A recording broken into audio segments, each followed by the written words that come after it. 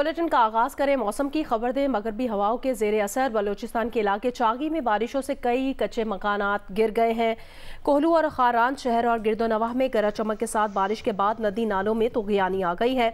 महकमा मौसमियात ने कल से 29 अप्रैल के दौरान बालाई खैबर पख्तूनख्वा, गलियात, कश्मीर और गिलगित बल्तिस्तान में आंधी और गरज चमक के साथ तेज़ बारिश की पेशगोई कर दी है। तेज़ बारिश के बायस नदी नालों में तुग़यानी और लैंडस्लाइडिंग का खदशा भी जाहिर कर दिया है। आज बलूचिस्तान, खैबर पख्तूनख्वा, पंजाब, इस्लामाबाद, गिलगित बल्तिस्तान और कश्मीर में गरज चमक के साथ बारिश और चंद मकामात पर यालाबारी का इम्कान भी है, जबकि शिमाल मशरकी बलूचिस्तान और खैबर पख्तूनख्वा के बाज़ मकामात पर मूसलाधार बारिश की तवक्को है।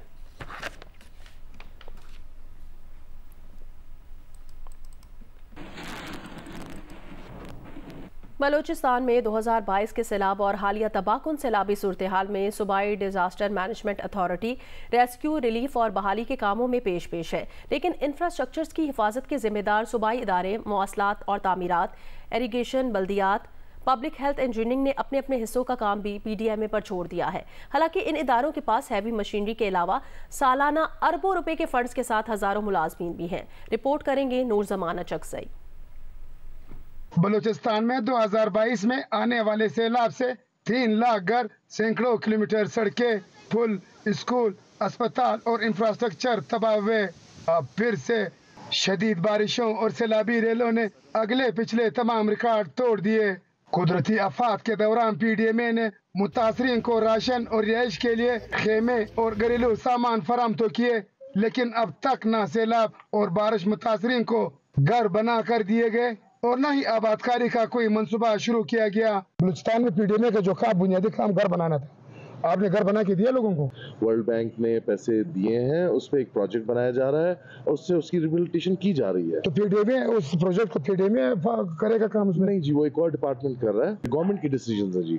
मैं एज DG PDMA कोई स्टेटमेंट ऐसी नहीं दे सकता कि जी हाँ मेरा ही काम है, मैं ही करूंगा। अगर गवर्नमेंट को लगा कि किसी और से करवाना है तो करवा सकते हैं, लेकिन बात यह है कि जी पैसे आ चुके हैं, प्रोजेक्ट एक बन रहा है और इंशाल्लाह जल्द उस पर भी काम। हालिया तबाहकुन सैलाब के दौरान कमिश्नर कोयटा डिवीजन और DG PDMA ने चमन के मुतासरा इलाकों के दौरे किए, जिसमें इन्होंने सैलाब में मुतल्लिका महकमों के अफसरान की गफलत, मशीनरी की अदम दस्तियाबी का नोटिस लेते हुए महकमाना कार्रवाई का हुक्म दिया। कमिश्नर साहब कुछ कह रहे हैं, उन्होंने लेटर कोई लिखा है, जो वहाँ पे लोग मौजूद नहीं थे उनके खिलाफ भी कार्रवाई होगी। जिस डिपार्टमेंट ने मशीनरी में कोताही की उसके खिलाफ भी कार्रवाई होगी। अगर फेडरल डिपार्टमेंट हुआ तो उसके खिलाफ भी हमारी गवर्नमेंट एक्शन ले रहे हैं। 2022 में वजीर आजम शहबाज शरीफ ने बलूचिस्तान के बेघर सैलाब मुतासरीन को घर बना कर देने का ऐलान किया था। दीगर सूबों में तामीर नौ किसी हद तक मुकम्मल हुई, लेकिन बलूचिस्तान में तो काम शुरू ही नहीं हो सका। DG PDMA ने खुशखबरी दी है कि वर्ल्ड बैंक ने बलूचिस्तान के बेघर सैलाब मुतासरीन के लिए फंड्स की फराहमी के साथ हुकूमत ने तामीर नौ मंसूबे की मंजूरी दे दी है। नूर जमाना चकसई, जियो न्यूज, चमन। खेल के मैदान से खबर है। चौथे T20 इंटरनेशनल में न्यूजीलैंड ने पाकिस्तान को दिलचस्प मुकाबले के बाद 4 रन से हरा दिया। कीवीज ने 7 विकेटों पर 178 रन बनाए। होम टीम 8 विकेटों पर 174 रन बना सकी। कज़ाफी स्टेडियम में टीम रॉबिन्सन और टॉम ब्लेंडल ने 5 ओवर्स में कीवीज को 56 रन का आगाज फराहम किया। ब्लेंडल 28 रन बनाकर आउट हुए। रॉबिन्सन ने शानदार 50 बनाई। 36 गेंदों पर 51 रन कर गए। फिर फॉक्सक्राफ्ट ने 34 रन की इनिंग्स खेली। इसके बाद रन भी बने और विकेटें भी गिरी। कप्तान ब्रेसवेल ने 27 रन बनाए। न्यूजीलैंड का स्कोर 7 विकेट पर 178 रन रहा। अब्बास आफरीदी ने 3 विकेटें हासिल की। हदफ के ताकुब में पाकिस्तान की पहली विकेट 13 रन पर गिरी। बाबर 5 रन बना सके। साइम अयूब भी 20 रन बनाकर लौट गए। इसी विकेट 46 रन पर गिरी। उस्मान खान 16 रन बनाकर लौट गए। उसके बाद एक जानिब फखर जमान खड़े हो गए और दूसरी जानिब से शादाब 7, इफ्तिखार 23 रन बनाकर वापस लौट गए। टीम का स्कोर 146 हुआ तो फखर जमान भी 61 रन बनाकर आउट हो गए। अब्बास 1 और उसामा 5 रन बनाकर आउट हुए। आखिर में इमाद वसीम ने 11 गेंदों पर 22 रन की नाकाबिल शिकस्त इनिंग्स खेली, लेकिन टीम को शिकस्त से न बचा सके। पाकिस्तान टीम 8 विकेट पर 174 रन बना सकी। न्यूजीलैंड ने मैच 4 रन से जीतकर सीरीज में 2-1 की बढ़तरी हासिल कर ली। 5वां और आखिरी मैच हफ्ते को खेला जाएगा। जियो सुपर सीरीज के तमाम मैचेस बराह रास्त नशर कर रहा है। पाकिस्तान टीम के कप्तान बाबर आजम का कहना है, न्यूजीलैंड ने जिस तरह बैटिंग शुरू की थी स्कोर 200 होता। बॉलर्स ने अच्छी बॉलिंग की, वर्ल्ड कप के लिए अच्छी टीम बनाना चाहते हैं, बेंच स्ट्रेंथ को भी आजमा रहे हैं। बॉलिंग में हमने काफ़ी अच्छा स्ट्रिक किया था। जिस तरह उन्होंने स्टार्ट किया, आई थिंक 191 200 हम एक्सपेक्ट कर रहे थे, लेकिन जिस तरह बॉलर ने कम बैक किया आखिरी 7 से ओवर हमने जो स्ट्रिक जो प्लान था उस पर स्टिक किया, तो मेरे ख्याल से इस चेजेबल। लेकिन मेरे ख्याल जो बैटिंग में थे हमने जो क्लैप्स किए बिकॉज इन फर्स्ट 6 ओवर में हम 3-4 विकेट डाउन हो गए, लेकिन उसके बाद फ़खर की इनिंग्स वो आउटस्टैंडिंग थी। और मेन थिंग ये था कि पॉजिटिव इंटेंट था, कोशिश यही था कि हमने इसको जो है वो पॉजिटिव इंटेंट के साथ चेज़ करना है, लेकिन अनफॉर्चुनेटली वो हम कर नहीं पाए। बैक टू बैक विकेट गिरते हैं तो उसको थोड़ा कैचअप करने के लिए आपको थोड़े से ओवर लेने पड़ते हैं, तो मेरे ख्याल से वो पीरियड ऑफ जो 7 से 10 ओवर था वो हम वहाँ से हम लैक किए। हमारा प्लान ये था कि हम बेंच स्ट्रेंथ जो है हमारी उनको प्रॉपर अपॉर्चुनिटी दें, और जिसमें जो उस्मान खान है उसको भी हमने प्रॉपर अपॉर्चुनिटी दी है, डेब्यू मैचेस है। अनफॉर्चुनेटली इरफान जो है वो अनफिट हो गए, तो हमारी कोशिश ये है कि उनको प्रॉपर अपॉर्चुनिटी दे के हम कहाँ स्टैंड कर रहे हैं, डिफरेंट देखें कम्बिनेशन के साथ खेलते हैं हर मैच में, different bowling lineup different batting lineup से हम खेलते हैं, तो कोशिश कर रहे हैं कि हम कहाँ स्टैंड कर रहे हैं, और इंशाल्लाह कोशिश करेंगे कि जब वर्ल्ड कप में जाएँ तो हम क्लियर हों। चेयरमैन पीसीबी की दावत पर यतीम बच्चों ने कज़ाफ़ी स्टेडियम में पाक न्यूजीलैंड मैच देखा। चेयरमैन पीसीबी ने यतीम बच्चों का शुक्रिया अदा किया जिन्होंने स्टेडियम आकर मैच देखा। 140 यतीम बच्चे कज़ाफ़ी स्टेडियम में पीसीबी के खास मेहमान थे। चेयरमैन पीसीबी मोहसिन नकवी ने मैच के इख्तिताम पर बच्चों से मुलाकात की। यतीम बच्चों ने चेयरमैन पीसीबी को बताया कि उन्होंने पहली बार स्टेडियम में आकर मैच देखा है। सुप्रीम कोर्ट ने कराची में गवर्नर हाउस, वजीर आला हाउस और रेंजर्स हेडक्वार्टर समेत तमाम इमारतों के बाहर से रुकावटें और तजावुज़ात हटाने का हुक्म दे दिया। अदालती हुक्म पर 3 दिन में अमल दरामद करके रिपोर्ट पेश करने की हिदायत की गई है। तजावुज़ात के खात्मे से मुतालिक केस की समाअत के दौरान चीफ जस्टिस ऑफ पाकिस्तान ने कहा, किसी को अवाम की आज़ादाना नकलो हरकत में रुकावट डालने की इजाज़त नहीं देंगे। रिपोर्ट करेंगे अमीन अनवर। आगे बढ़े खबर दें, हुकूमती महकमों में मौसर सज़ा और जज़ा के निज़ाम के बगैर इस्लाहात मुमकिन नहीं। वज़ीर आज़म ने बिजली शोबे के इस्लाहात के जायज़ा इजलास में बिजली के तरसीली निज़ाम, नेशनल ट्रांसमिशन और डिस्पैच कंपनी की इस्लाहात और तंजीम नौ की मंजूरी दे दी है। इस्लाहात का निफाज यकीनी बनाने के लिए वज़ीर आज़म ऑफिस में सेल भी कायम कर दिया गया है। वज़ीर आज़म ने सनती शोबे को कम निर्खों पर बिजली देने का लाहे अमल पेश करने का हुक्म दे दिया।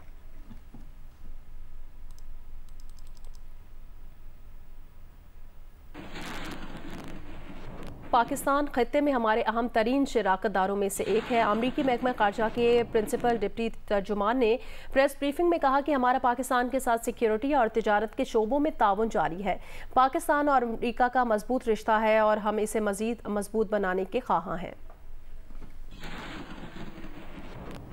पाकिस्तान तहरीक इंसाफ के 28वें यौम तासीस से खिताब करते हुए वज़ीर आला खैबर पख्तूनख्वा अली अमीन गंडापुर का कहना था, इदारों से टकराव नहीं चाहते, अगर दुरुस्त फैसले ना हुए तो खैबर पख्तूनख्वा से आकर इस्लामाबाद पर कब्जा करेंगे। शहरियार आफरीदी ने कहा कि सकूत तो ख़त्म करना होगा। बानी पीटीआई की जिद्दोजहद पर हमने किसी ने सियासत की तो इबरत का निशान बनाएंगे।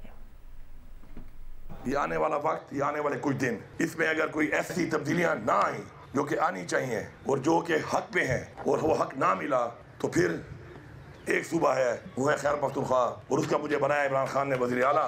तो मैं आपको यकीन दिला रहा हूँ कि फिर वो सूबा जब निकलेगा तो वो सूबा फिर जब वापस जाएगा तो इमरान खान को भी लेके जाएगा और हुकूमत भी गिरा के जाएगा। ऐसे नहीं जाएगा, फिर वो वापस खाली हाथ नहीं जाएगा। और एक दफा पहले मुझे सजा दी आप लोगों ने कि मैंने ट्वीट की थी कि हम इस्लामाबाद पे कब्जा कर लेंगे। अब मैं कह रहा हूँ हक ना मिला तो हम इस्लामाबाद में इस हुकूमत से इस्लामाबाद में कब्जा करेंगे। फस्दाइयत ये हमारे दिलों में नफरत पैदा कर रही है। हम नहीं चाहते कि हमारे बच्चों में, हमारी कौम नस्लों में कुछ लोगों की वजह से नफरत पैदा हो उन इदारों के खिलाफ जो हमारे इदारे हैं। अगर किसी के ज़हन में ये है कि हम सियासत खेल के दुकान चमकाएंगे, दुकान नहीं चमकेगी। मेरा लीडर अंदर है। 8 फरवरी को इन घुसपैठियों को कौम ने रिजेक्ट किया। 21 मार्च को इन्होंने इंसानियत की तस्लील की और वो किया इन घुसपैठियों ने जिसकी इंसानी तारीख में मिसाल नहीं मिलती। मैं खान का सिपाही हूँ, मैं कोड ऑफ कॉन्डक्ट पर यकीन रखता हूँ, मैं इज्जत करता हूँ और इज्जत करवाऊंगा। लेकिन अल्लाह के फजल से अगर इमरान खान की नीयत पे, अगर इमरान खान की मेहनत पे, अगर इमरान खान की जदोजहद पे, अगर इमरान खान की कुर्बानी पे हम में से किसी ने सियासत की तो इंशाअल्लाह उसको इबरत का निशान बनाएंगे हम। तहरीक इंसाफ के साबिक रहनुमा फैसल वावड़ा ने दावा किया कि बानी पीटीआई का डी चौक का धरना 2 जजेस ने रिवर्स कराया। एक इंटरव्यू में फैसल वावड़ा ने कहा कि उन 2 जजेस ने बानी पीटीआई से राब्ता किया और गारंटी दी थी कि धरना रिवर्स कर लें, आपकी बातें मान ली जाएंगी। फैसल वावड़ा का कहना है बानी पीटीआई ने 4 लोगों को ये बात बताई थी, अगर अदालत ने उन्हें बुलाया तो वो मजीद तफसील बताने के लिए भी तैयार है। मुस्लिम लीग नून के कायद नवाज शरीफ ने नून लीग पंजाब के सदर राना सनाउल्लाह को पंजाब में तंजीमी और हुकूमती ओहदों की रिपोर्ट लेने के साथ पार्टी को अवामी सतह पर दोबारा मुतहरिक करने की हिदायत कर दी है। ज़राए के मुताबिक नवाज शरीफ की हिदायत पर मुस्लिम लीग नून पंजाब का इजलास आज तलब कर लिया गया है। ज़राए के मुताबिक मुस्लिम लीग नून के कायद नवाज शरीफ ने चीन से राना सनाउल्लाह से टेलीफोनिक रब्ता किया और उन्हें पंजाब में तंजीमी और हुकूमती ओहदों की रिपोर्ट लेने के साथ अवामी सतह पर दोबारा मुतहरिक करने की हिदायत की है। राना सनाउल्लाह ने नवाज शरीफ की हिदायत पर मुस्लिम लीग नून पंजाब का इजलास आज तलब कर लिया है। ज़राए के मुताबिक इजलास में पंजाब के तंजीमी उमूर, नवाज शरीफ की पार्टी सदारत के हवाले से मामलात ज़ेर गौर आएंगे। विफाकी और पंजाब काबीना में मुमकिना तौसीअ भी इजलास के एजेंडे में शामिल है।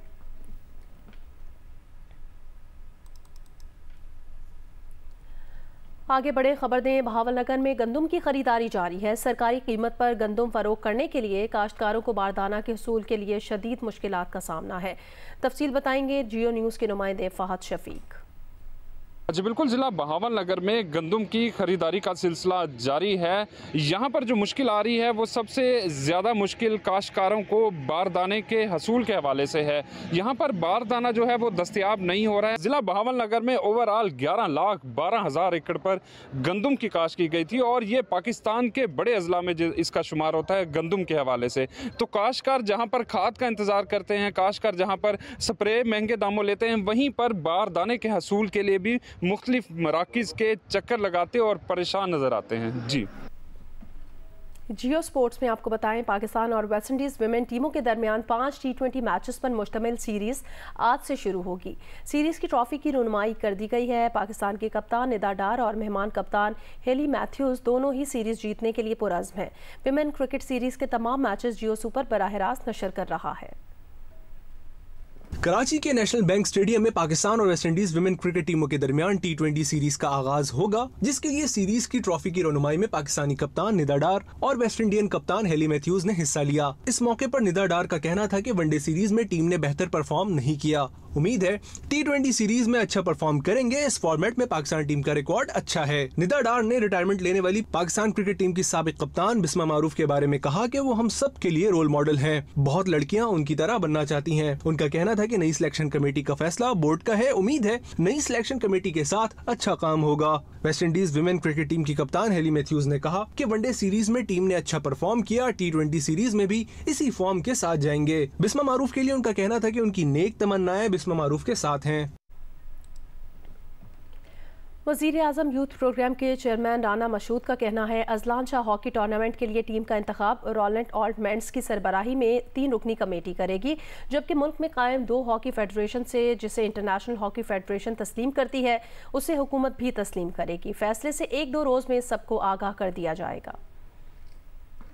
वज़ीर आज़म यूथ प्रोग्राम के चेयरमैन राना मशहूद ने जियो न्यूज़ से गुफ्तगू में कहा कि पाकिस्तान हॉकी फेडरेशन का मामला FIH तय करेगी, जिसको वो तस्लीम करेगी, हुकूमत भी इसे मानेगी और FIH अगले चंद दिनों में दोनों पार्टीज के दस्तावेजात देखकर फैसला करेगी। दूसरी जानिब दोनों फेडरेशंस के ओहदेदारों से अलग अलग मुलाकात के बाद अपने वीडियो बयान में राना मशहूद ने कहा कि फिलहाल कराची और इस्लामाबाद के हॉकी कैंप्स को एक कर दिया गया है। 2 रोज़ा ट्रायल्स में कौमी टीम का इंतखाब होगा जो अजलान शाह टूर्नामेंट खेलने मलेशिया जाएगी। इनके इश्यूज हैं, उनकी रेसोल्यूशन के लिए हमारी दोनों तरफ बात हो चुकी है और उसके बारे में हम अगले 2 दिन के अंदर अंदर जो है एक उसका फैसला भी कौम के सामने रखेंगे।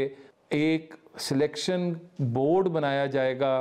ये बोर्ड जो है, जो 2 कैंप लगे हुए हैं, एक इस्लामाबाद एक कराची, इनके मेन जितने भी प्लेयर्स हैं जिनकी लिस्ट ये मुतलकीन ही देंगे, उनको ये फौरी तौर पर 26 और 27 को इनके ट्रायल्स होंगे। इन ट्रायल्स के बाद जो सिलेक्शन होगी, उस सिलेक्शन में आने वाले बच्चों का जो ट्रेनिंग कैंप है वो भी यहाँ पर इस्लामाबाद में लगेगा। 2 तारीख को ये बच्चे यहाँ से फ्लाई कर जाएंगे मलेशिया के लिए। पाकिस्तान हॉकी फेडरेशन के 2 धड़ों का मामला ताहाल हल न हो सका। शहला रजा का मौक़िफ़ है हैदर हुसैन को बतौर सेक्रेटरी काम करने की हिदायत की गई है, जबकि वज़ीर आज़म यूथ प्रोग्राम के चेयरमैन राना मशहूद का कहना है दुरुस्त फेडरेशन के अहदेदारों का फैसला 2 रोज़ में किया जाएगा। वज़ीर आज़म हाउस में प्राइम मिनिस्टर यूथ प्रोग्राम के चेयरमैन राना मशहूद ने हॉकी फेडरेशन के दोनों धड़ों से अलग अलग मुलाकात की और उनका मौक़िफ़ सुना। पहले शहला रजा ग्रुप से, फिर तारिक बुगटी ग्रुप से मुलाकात हुई, जिसमें तय हुआ कि अजलान शाह हॉकी टूर्नामेंट के लिए एक टीम भेजी जाएगी और अलग अलग कैंप खत्म कर दिए गए। अलबत्ता कौन सी फेडरेशन के अहदेदार काम करेंगे इसका फैसला 2 रोज में हो जाएगा। जबकि PHF के सदर शहला रजा ने जियो न्यूज को बताया कि मुलाकात में तय हुआ कि हैदर हुसैन बतौर सेक्रेटरी काम करते रहेंगे और सदर के लिए फैसला 2 से 3 रोज में किया जाएगा। इंडोनेशिया की 17 साला ऑफ स्पिनर रोहमालिया ने T20 इंटरनेशनल में बगैर कोई रन दिए 7 विकेटें लेकर नई तारीख रकम कर दी है। बाली में इंडोनेशिया और मंगोलिया की खवातीन टीमों के दरमियान होने वाले T20 इंटरनेशनल में पहला मैच खेलने वाली ऑफ स्पिनर रोमालिया ने 3.2 ओवर में बगैर कोई रन दिए 7 विकेटें हासिल की और नया वर्ल्ड रिकॉर्ड बना दिया। ये न सिर्फ खवातीन T20 इंटरनेशनल्स बल्कि हर मजमूई T20 इंटरनेशनल्स की बेहतरीन बॉलिंग फिगर्स हो गई हैं। कौमी खेल हॉकी की तरवीज के लिए गोचा इंटरनेशनल हॉकी स्टेडियम में कौमी हॉकी टीम के साबिक कप्तान, गोल्ड मेडलिस्ट, ओलंपियन रशीदुल हसन अपनी मदद आप के तहत एकेडमी के बच्चों को तरबियत दे रहे हैं। तफसील बताएंगे गोजरा से साकिब महमूद भट्ट। जी, मैं इस वक्त मौजूद हूँ गोजरा इंटरनेशनल हॉकी स्टेडियम में, जहाँ पर हमारे कौमी खेल को परवान चढ़ाने के लिए रशीदुल हसन हॉकी एकेडमी अपनी मदद आप के तहत बच्चों को हॉकी हैं, पैड हैं, गेंद्स हैं और दीगर जो इक्विपमेंट हैं जो हॉकी को ज़रूरी होते हैं प्रमोट करने के लिए, वो इन्हें फराहम कर रही हैं। रशीदुल हसन जो ओलंपियन हैं और गोल्ड मेडलिस्ट हैं, मंजूरुल हसन उनके बड़े भाई हैं, दवारे चीन का खिताब पाने वाले। ये दोनों भाई जो हैं अपनी हॉकी एकेडमी को कौमी खेल की तरक्की और तरवीज के लिए कोशा हैं। भारत की मोदी सरकार ने बॉलीवुड इंडस्ट्री पर भी गलबा पा लिया। बीजेपी से इख्तिलाफ पर तरबियत याफ्ता ट्रोल बॉलीवुड फनकारों पर चीलों की तरह पिल पड़े हैं। जियो न्यूज़ के प्रोग्राम आज शाहजेब खानजादा के साथ में सारे हकाइक मंज़िर आम पर आ गए। पाकिस्तान मुखालिफ फिल्में बॉलीवुड में पहले भी बना करती थी, लेकिन मोदी हुकूमत में पहली बार हिंदुस्तान में बसने वाले हिंदुस्तानी मुसलमानों तक को निशाना बनाया गया है।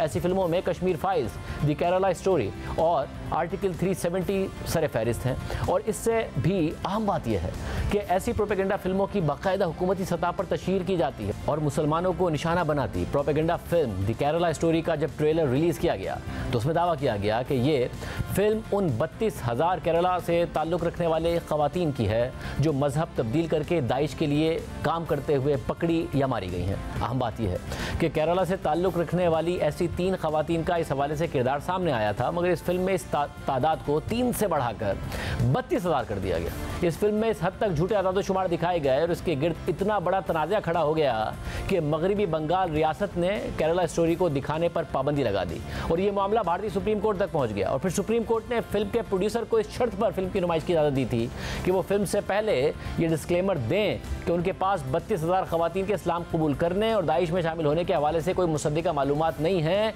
और ये एक फिक्शनल फिल्म है। मगर इसके बावजूद केरला स्टोरी फिल्म की तशहीर भी खुद भारतीय वज़ीर आज़म नरेंद्र मोदी ने की। अहम बात यह है कि सिनेमा घरों से उतर जाने के बाद भी इस फिल्म को लेकर तनाज़ा ख़त्म नहीं हुआ। भारतीय हुकूमत ने बाकायदा सरकारी टीवी चैनल दूरदर्शन पर दी केरला स्टोरी को ऑन एयर किया, जिस पर अपोजिशन रहनुमा शशि थरूर ने इसे घटिया और बदतरीन किस्म का प्रोपेगेंडा करार दिया। मकबूजा कश्मीर पर भारतीय फौज के मजालिम की जब भी बात की जाती है तो आजकल भारत में इसका जवाब ये कहकर दिया जाता है कि असल मजलूम तो कश्मीरी हिंदू पंडित हैं जिन्हें 1990 में फसादात की वजह से कश्मीर छोड़कर जाना पड़ा, यानी 2019 में कश्मीर की खुसूसी हैसियत ख़त्म की गई। इसकी वजह से भारत को दुनिया भर में तनकीद का सामना करना पड़ा और फिर इस पूरे अमल पर से ध्यान हटाने के लिए 2022 में कश्मीर फाइल से एक फिल्म बनाई गई जिसमें कश्मीरी हिंदू पंडितों पर होने वाले जुल्म को उजागर किया गया और इस फिल्म को भी मोदी हुकूमत की जानिब से भरपूर सपोर्ट हासिल रही। तो तमाम रियासतें जहां भारतीय जनता पार्टी की हुकूमत थी वहां कश्मीर फाइल्स को टैक्स फ्री करार दिया गया और इलेक्शन से पहले ही कश्मीर की खुसूसी हैसियत और वहां पर भारतीय फौज के मजालिम को छुपाने के लिए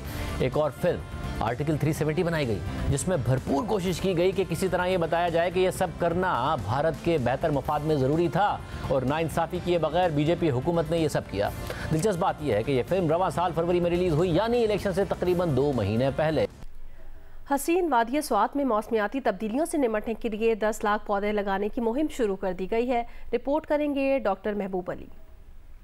पाकिस्तान का शुमार मौसमियाती तब्दीलियों से सबसे ज़्यादा मुतासर होने वाले ममालिक में से है, जबकि मौसमियाती तब्दीलियों के असरात पाकिस्तान के शुमाली इलाकाजात में वाज़ेह तौर पर देखे जा सकते हैं, जहाँ दरख्तों की बेदरीग कटाई और मौसमियाती तब्दीलियों के बाइस हर साल सैलाब आते हैं, जो कि इंसानों के साथ साथ कड़ी फसलों और चरिंदों परिंद के लिए भी खतरे की अलामत बन गई है। ज़रूरी है कि हम क्लाइमेट कंट्रोल करें, तो प्लांटेशन ज़रूरी है सबके लिए। स्वात में पाक फौज, मकामी तंजीम, महकमा जंगलात और ज़िला इंतजामिया की ज़ेर एहतमाम शजरकारी की नई मुहिम का आगाज़ कर दिया गया, जिसके तहत मालम जब्बा में 10,000 जबकि जिला भर में 10 लाख नए पौधे लगाए जा रहे हैं। काफ़ी सारे क्लाइमेटिक चेंजेस आ रहे हैं और इन्हीं क्लाइमेटिक चेंजेस को रिड्यूस करने के लिए प्लांटेशन लाजमी है। मौसमियाती तब्दीलियों पर काम करने वाले माहिरीन कहते हैं कि शजरकारी के जरिए जहां हम माहौलियाती तब्दीलियों पर काबू पा सकते हैं, वही ज्यादा से ज्यादा शजरकारी सैलाब की रोकथाम में भी अहम किरदार अदा करते हैं।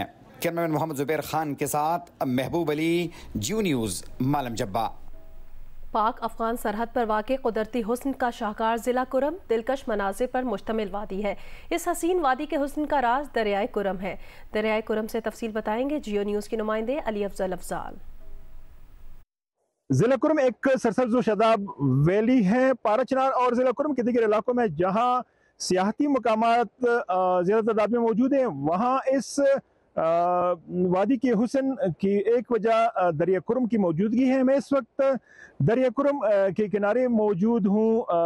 यहाँ पर किसानों का कहना है कि दरिया कुरम की वजह से इन खेतों में फसलों की पैदावार हर साल बहुत अच्छी रहती है और यहाँ गंदम, चावल, मूंग और दीगर फसलें बकसरत उगती हैं। किसानों का कहना है कि उनका एक मसला ये है कि जब भी दरिया कुरम में तूयानी आती है तो उनके ज़रखेज़ और फसलों से बड़े खेत ज़ेर आब आते हैं और अक्सर उनके ज़रखेज़ ज़मीनें कटाई का शिकार हो जाती हैं। अगर दरिया कुरम के किनारों पर हिफाजती पुश्ते तमीर किए जाएँ तो उनका ये मसला हल हो सकता है।